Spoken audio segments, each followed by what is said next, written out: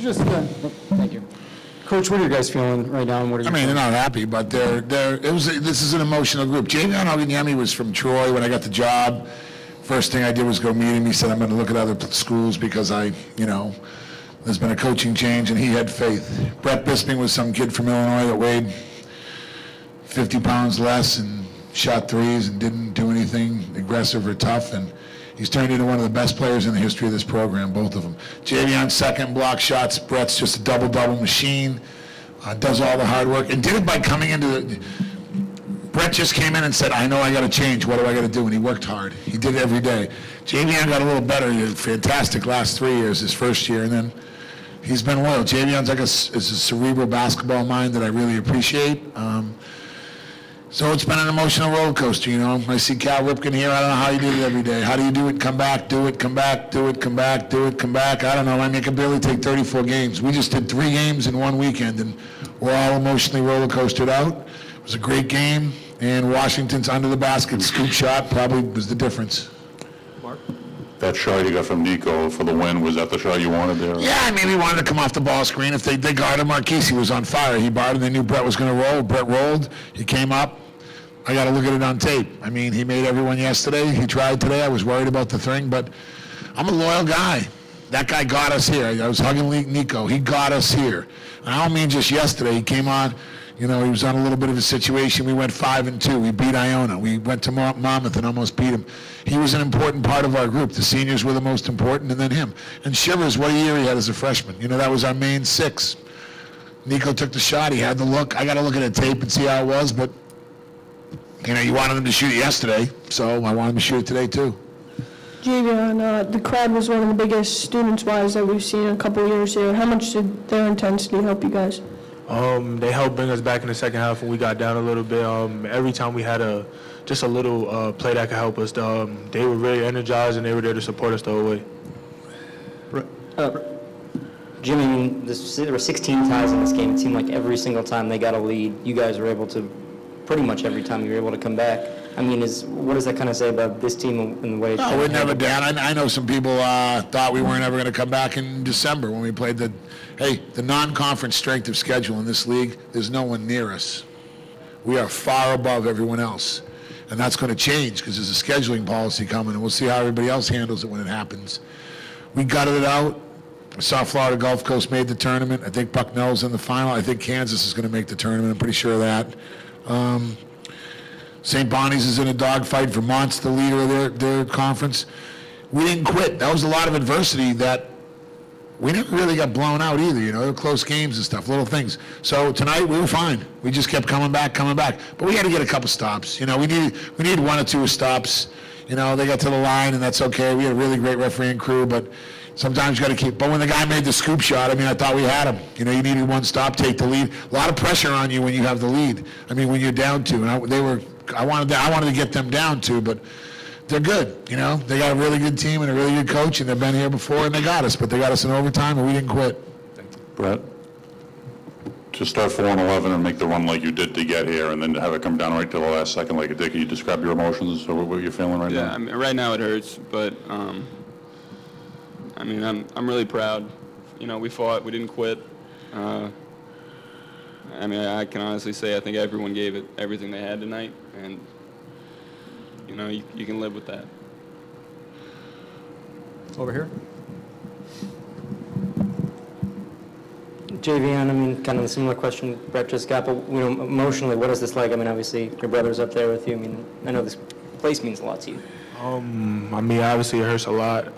Coming into the year, we had very high expectations to make it to this game and win this game, and to be a couple seconds, 1 possession, 1 free throw, 1 shot short, it hurts a lot. Apologies. Jimmy, just kind of similar to what Sam was asking, just those last moments, the air kind of went out after the Clara 3 misses, Brett fouls out. For you, watching Marquise make that last shot and then kind of collapse the way he did, could you just... I was wanted to call timeout. The referee heard me late, so it's okay. And when he wanted to make the first, I wanted to miss, but if he made the first, I was going to call timeout. see if he missed. And, you know, we practice half-court shots every day, so it's just one of my fun things we do, and had a feeling we could make it, and there it is. That's it. It shows you 1 point, you know, and everything counts. Every point counts, so we lost by 1. But, I mean, we had to get a stop. We didn't get a stop. It's my fault. Should have switched defenses. Should have tried some different stuff. But the 2-3 worked. The zone worked when we beat them down there. And a couple times they just drove it. Like I said, we double-team Washington. That guy's a really good player. Like, Washington's a first-team All-Leaguer, and I got second-team All-Leaguer who's great, Defensive Player of the Year, and he made a couple.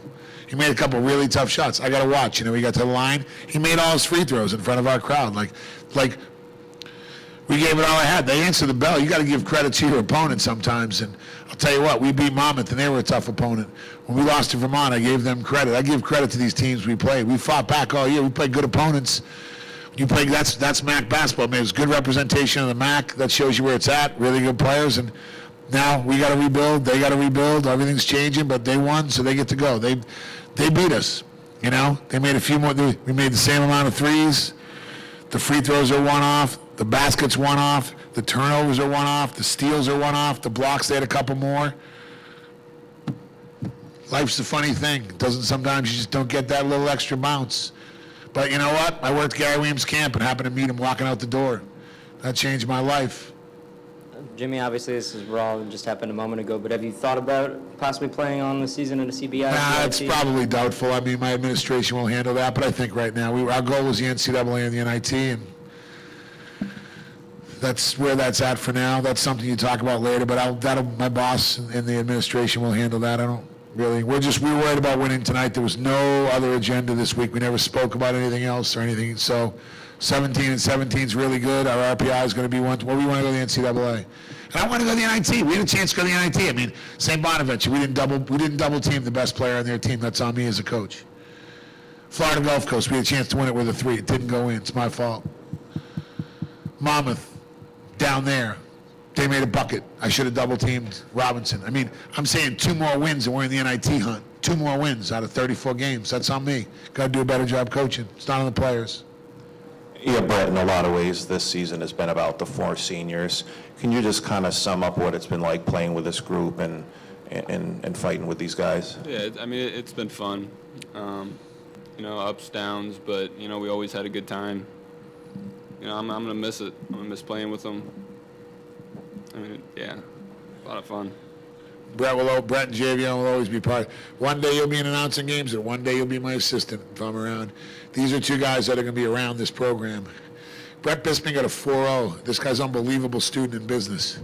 They take real classes, real majors. They're all graduating. Jimmy Tennis is graduating. Levon's going to walk. He'll probably graduate in the summer. And Marquise is graduating in 4 years. That's not the norm. So I look at that stuff. Didn't quit. 20 games, won 20 games twice. And this year, we're down 5 at Kansas.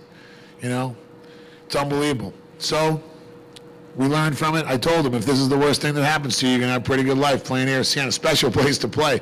What a crowd. I'd like to thank the administration, the fans, and the community. What a special 3 days. They did a lot. They did a lot for this community, for Belber, who was great on TV. The restaurants have said that. That's why we like playing the games here. And that's why the tournament's great here. 7,608. John Dargenio deserves a lot of credit, and so Zenzer. It's the greatest place to play. 7,600 people, hotels, main media. Look at this attention. They do a great job, and we fight it every day. The tournament should be in Albany. Congratulations to Iona. They played great. Thanks a lot. Thank you, Coach. Thank you, guys.